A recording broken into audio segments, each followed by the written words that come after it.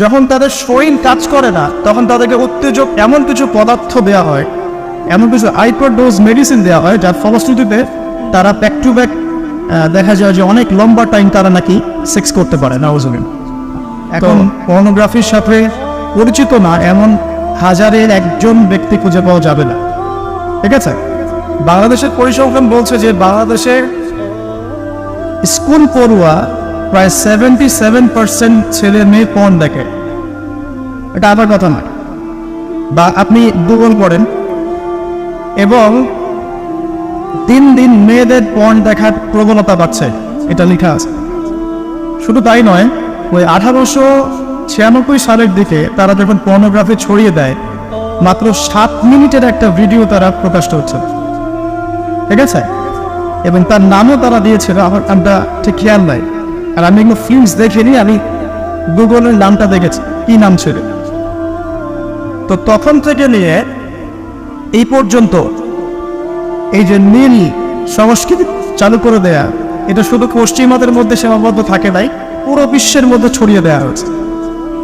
এবং আপনি পরিসংখ্যান দেখবেন যে এই নীল সংস্কৃতিতে সবচাইতে বেশি যারা পারদর্শী তারা হচ্ছে মার্কিন যুক্তরাষ্ট্রে। এবং এই ব্লু ফিল্মস পুরো বিশ্বে একটা ইন্ডাস্ট্রি চালু করেছে, এর নাম হচ্ছে পর্ন ইন্ডাস্ট্রি, ঠিক আছে? এবং আপনি এবার শুনলে অবাক হবেন যে এই পর্ন ইন্ডাস্ট্রি প্রতি বছরে $97 বিলিয়ন ব্যবসা করে। $97 বিলিয়ন ব্যবসা করে পর্ন ইন্ডাস্ট্রি সারা ওয়ার্ল্ডে। 1 বিলিয়ন সমান কত? 100 কোটি। 1 বিলিয়ন সমান 100 কোটি। $100 কোটি টাকা দিয়ে হিসাব করে দেখেন কত টাকা হয়। $97 বিলিয়ন ব্যবসা হয় প্রতি বছর এই পর্ন ইন্ডাস্ট্রির মধ্য দিয়ে। এবং এই ইন্ডাস্ট্রির ফিল্মসগুলো হলিউড বলিউডের চেয়ে বেশি শ্যুট করা হয়। এবং আমেরিকার লস অ্যাঞ্জেলেস নামক একটা জায়গা আছে না, এটাকে বলা হয় পর্নের স্বর্গরাজ্য। মানে এখানেই সব পর্নের শুটিংগুলো আগে হতো। একটা পর্যায় থেকে সেখান থেকে সরিয়ে ক্যালিফোর্নিয়া নিয়ে আসা হয়েছে। কখন সরানো হয়েছে? যখন সেখানকার প্রশাসন একটা আইন জারি করলো। কি আইন জারি করলো? যে এখানে শুটিং করতে হলে বাধ্যতামূলক কন্ডোম ব্যবহার করতে হবে। নাউজুবিল্লাহ পড়বেন না?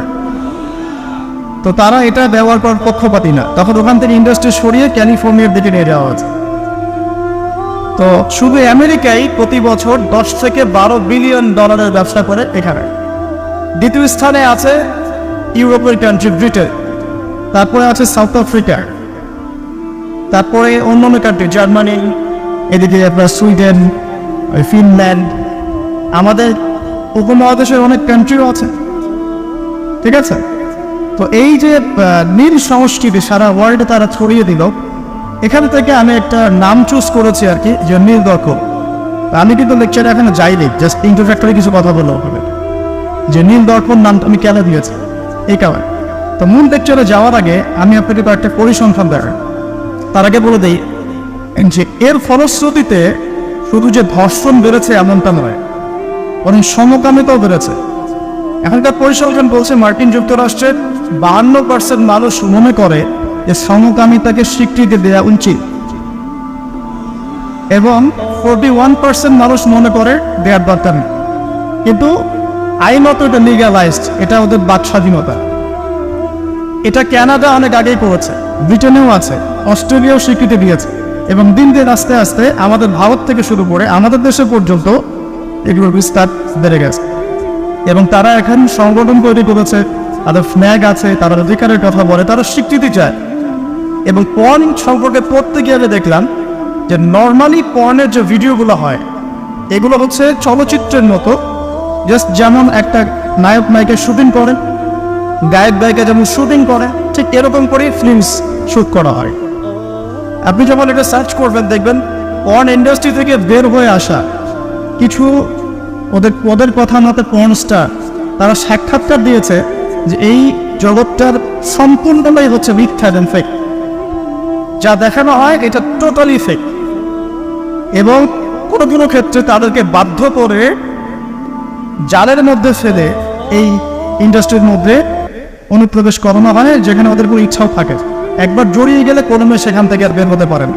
শুধু তাই নয়, যখন তাদের শরীর কাজ করে না তখন তাদেরকে উত্তেজক এমন কিছু পদার্থ দেওয়া হয়, এমন কিছু হাইপারডোজ মেডিসিন দেওয়া হয় যার ফলশ্রুতিতে তারা ব্যাক টু ব্যাক দেখা যায় যে অনেক লম্বা টাইম তারা নাকি সেক্স করতে পারে নাউজুবিল্লাহ। তো এগুলো তাদেরই কথা, এটাতে আসক্ত নয় এমন মানুষ খুঁজে পাওয়া দুষ্কর। বাংলাদেশের রিপোর্ট বলছে যে বাংলাদেশে এখনকার ইয়াং জেনারেশনের মধ্যে 92% পর্ন দেখে। কত পার্সেন্ট? 92%। এবং পর্ন যে ওয়েবসাইটগুলো আছে এগুলো এত বেশি শক্তিশালী, এগুলোকে হ্যাক পর্যন্ত করা সম্ভব নয়। 2014 সালে বাংলাদেশের গভর্নমেন্ট যে ছিল আমি জানি না, আমি আসলে এইদিকে পলিটিক্সের খবর খুব একটা রাখি না, তারা 244টা পর্ন সাইটকে বন্ধ করে দিয়েছে।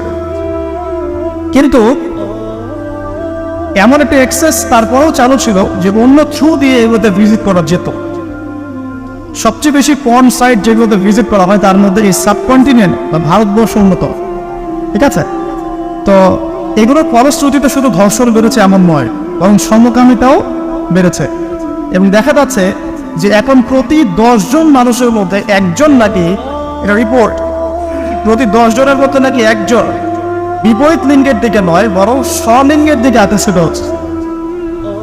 এবং এই মহামারীগুলো দিন দিন বাড়ছে। আমি যখন লেকচার শেষ করবো তখন আপনাকে আমি কিছু হাদিস শোনাবো নবী সাল্লাল্লাহু আলাইহি ওয়াসাল্লামের এই যুগ সম্পর্কে কিছু ভবিষ্যৎবাণী। তখন আপনি মিলাতে পারবেন ইনশাআল্লাহ যে আসলে নবী সাল্লাল্লাহু আলাইহি ওয়াসাল্লাম কোন যুগটা সম্পর্কে সতর্ক বলছেন। তো মূল লেকচারে যাওয়ার আগে আমি আপনাদের কিছু পরিসংখ্যান শোনাচ্ছি, একটু মনোযোগ দিয়ে শুনুন। যে সভ্যতার কথা আমি আপনাদেরকে বললাম ওই সভ্যতার কিছু পরিসংখ্যান উল্লেখ করে আমি আপনাদেরকে লেকচারের সামনে দেখে দেবো ইনশাআল্লাহ। একটা রিপোর্ট বলছে, এটা দৈনিক জনকণ্ঠকে ছাপানো হয়েছিল, এটা ছাপানো হয়েছিল 16 অক্টোবর 2020-এ, যে তারা ওয়ার্ল্ডের টপ 10 যে কান্ট্রিজ ধর্ষণের দিক থেকে, নারী নির্যাতনের দিক থেকে এদের একটা তালিকা তৈরি করে। এবং এই তালিকায় একটু গেস করেন কোন দেশ টপে আছে? যে বলেন, বুঝতে পারছি না, ইন্ডিয়াটা সবচেয়ে টপে আছে ইউএসএ, ঠিক আছে? আগে থেকে পরিসংখ্যান দেখাচ্ছি, তারপরে আমি মূল লেকচারে যাবো ইনশাআল্লাহ। যে দেখা যাচ্ছে পুরো ইউরোপের, পুরো পশ্চিমা সভ্যতা ইউরোপের যারা হচ্ছে এখনকার মধ্যবিত্ত কান্ট্রিগুলোর, উন্নয়নশীল কান্ট্রিগুলোর রোল মডেল বলি আমরা, তাই না? আমরা তো সবখানে ইউরোপ বানাতে চাই। ইভেন আমাদের দেখা যায় অনেক ক্ষেত্রে মিডল ইস্টের, মধ্যপ্রাচ্যের কোনো কোনো কান্ট্রির লিডার বলছে যে আমরা এত সালের মধ্যে মধ্যপ্রাচ্যকে ইউরোপ বানিয়ে ফেলবে, ঠিক আছে? তো আমরা ইউরোপ বানাতে চাই। তো ইউরোপে দেখা যায় যে 15 বছরের কম, পুরো ইউরোপে 15 বছরের কম 33% মেয়ে 15 বছরের আগেই কারো না কারো দ্বারা শারীরিক নির্যাতনের শিকার হয়েছে, যৌন নির্যাতনের শিকার হয়েছে। আচ্ছা, সামনে আসেন। আমাদের পার্শ্ববর্তী দেশ ভারতের কথা এসেছে এখানে, যে প্রতি 22 মিনিটে একটা করে মেয়ে ভারতের নির্যাতনের শিকার হয়, যৌন নির্যাতনের শিকার হয়। বাংলাদেশের সংখ্যাটা কত এটা আপনারা বের করবেন, আমি পরে দেখছি।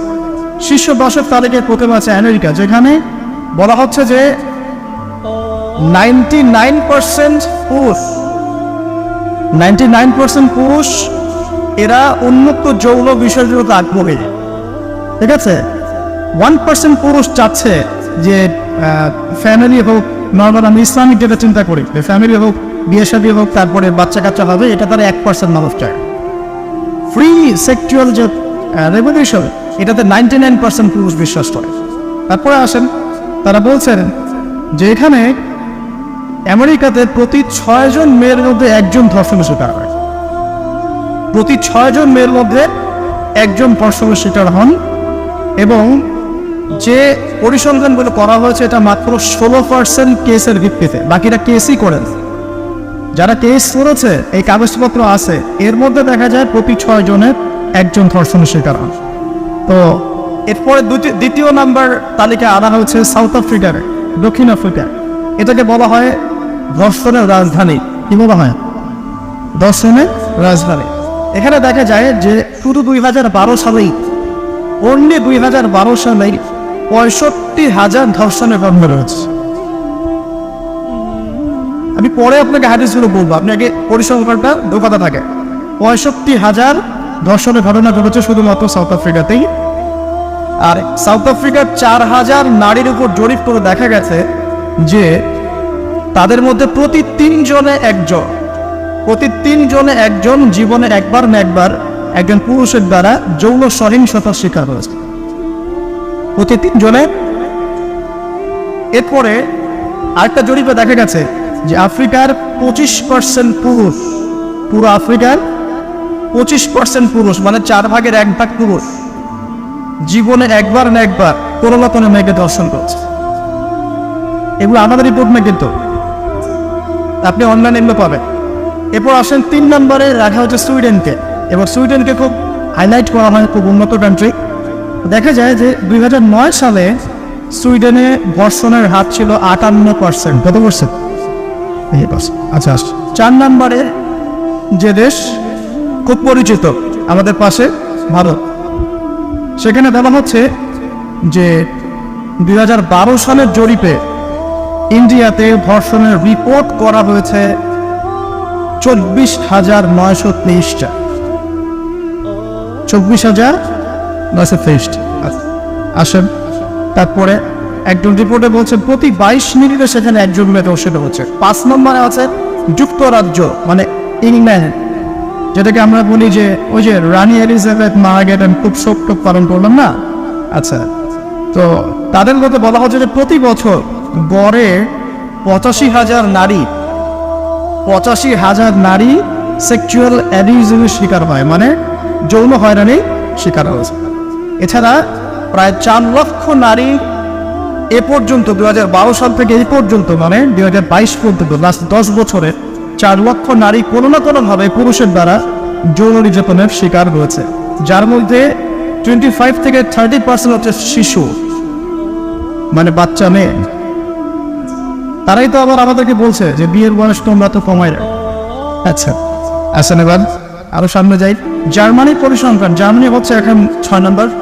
জার্মানিতে বলা হচ্ছে যে সরকারি হিসেব মতে এখানে 2,40,000 নারী এবং কিশোরী জার্মানিতে ধর্ষণের শিকার হয়ে মারা গেছে, এই পর্যন্ত হিস্ট্রি।